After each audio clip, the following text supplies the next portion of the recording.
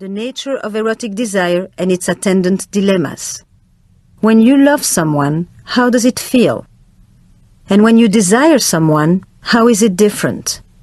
Does good intimacy always lead to good sex? Why is it that the transition to parenthood so often spells erotic disaster? Why is the forbidden so erotic? Is it possible to want what we already have? We all share a fundamental need for security, which propels us toward committed relationships in the first place. But we have an equally strong need for adventure and excitement. Modern romance promises that it's possible to meet these two distinct sets of needs in one place. Still, I'm not convinced. Today, we turn to one person to provide what an entire village once did: a sense of grounding, meaning, and continuity. At the same time, we expect our committed relationships to be romantic as well as emotionally and sexually fulfilling. Is it any wonder that so many relationships crumble under the weight of it all?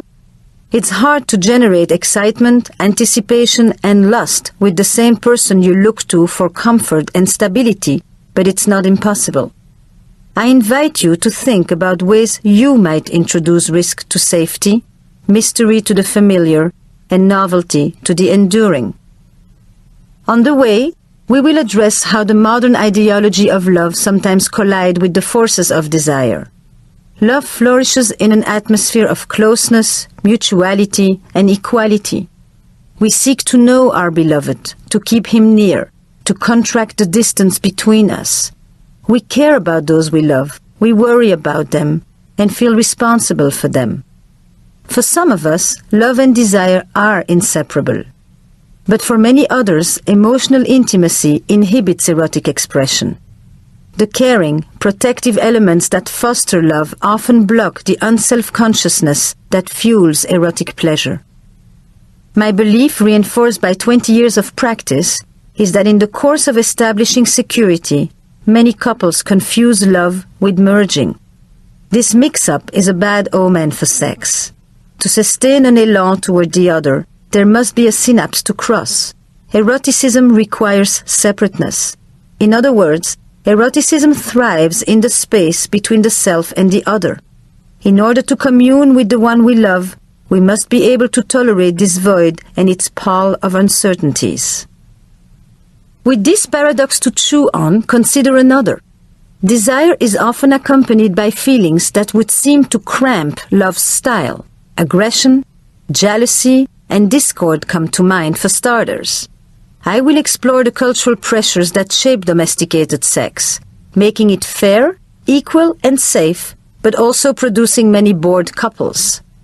I'd like to suggest that we might have more exciting, playful, even frivolous sex if we were less constrained by our cultural penchant for democracy in the bedroom. To buttress this notion, I take the reader on a detour into social history. We'll see that contemporary couples invest more in love than ever before. Yet, in a cruel twist of fate, it is this very model of love and marriage that is behind the exponential rise in the divorce rate. Here, it behooves us to question whether traditional marital structures can ever meet the modern mandate, especially when till death do us part entails a lifespan double that of past centuries. The magic elixir that's meant to make this possible is intimacy. We'll get to the bottom of this by looking through various lenses, but here it's worth pointing out that the stereotype of women as entirely romantic and men as sexual conquistadors should have been dispelled a long time ago. The same goes for any idea that cast women as longing for love, essentially faithful and domestically inclined, and men as biologically non-monogamous and fearful of intimacy. As a result of social and economic changes that have occurred in recent Western history, traditional gender lines have been circumvented, and these qualities are now seen in both men and women. While stereotypes can hold considerable truth, they fall short of capturing the complexities of contemporary relationships. I seek a more androgynous approach to love. As a couples therapist, I have inverted the usual therapeutic priorities. In my field, we are taught to inquire about the state of the union first and then ask how this is manifested in the bedroom. Seen this way, the sexual relationship is a metaphor for the overall relationship. The underlying assumption is that if we can improve the relationship, the sex will follow. But in my experience, this is often not the case. Traditionally, the therapeutic culture has favored the spoken word over the expressiveness of the body. Yet sexuality and emotional intimacy are two separate languages. I would like to restore the body to its rightful prominent place in discussions about couples and eroticism. The body often contains emotional truths that words can too easily gloss over.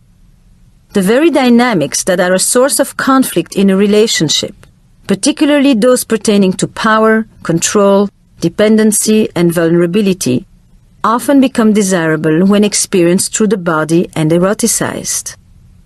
Sex becomes both a way to illuminate conflicts and confusion around intimacy and desire, and a way to begin to heal these destructive splits. Each partner's body, imprinted as it is with the individual's history and the culture's admonitions, becomes a text to be read by all of us together. In keeping with the theme of reading, this is as good a time as any to explain some terms that you'll encounter in this book. For clarity, I will use the word marriage to refer to long-term emotional commitments, not just to a legal status. And I sometimes like to move freely between male and female pronouns without necessarily heaping judgment on either gender.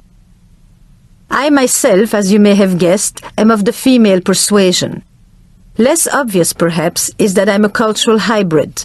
I live on many shores, and I want to bring an informed cultural view, or multicultural view, to the topic of this book. I grew up in Belgium, studied in Israel, and finished my training in the United States. Shuttling between various cultures for more than 30 years, I have formed the perspective of someone who is comfortable watching from the sidelines. This vantage point has provided me with multiple perspectives for my observations on how we develop sexually, how we connect to one another, how we narrate love, and how we engage in the pleasures of the body. I've transferred my personal experience to my professional work as a clinician, teacher, and consultant working in cross-cultural psychology. Having focused on cultural transition, I've specifically worked with three populations: refugee families and international families, the two groups that move the most these days, albeit for very different reasons, and intercultural couples, which include interracial and interfaith pairings. For intercultural couples, the cultural shifts do not stem from a geographic move, but instead take place in their own living rooms. What really piqued my interest was how this merging of cultures influenced gender relations and child-rearing practices. I pondered the many meanings of marriage and how its role and its place in the larger family system varies in different national contexts. Is it a private act of two individuals or a communal affair between two families? In my sessions with couples, I try to discern the cultural nuances behind the discussion of commitment, intimacy, pleasure, orgasm, and the body. Love may be universal, but its constructions in each culture are defined both literally and figuratively in different languages. I was particularly sensitive to the conversations about child and adolescent sexuality because it is in messages to children that societies most reveal their values, goals, incentives, and prohibitions. I speak 8 languages. Some I learned at home, some at school, a few during my travels, and 1 or 2 through love.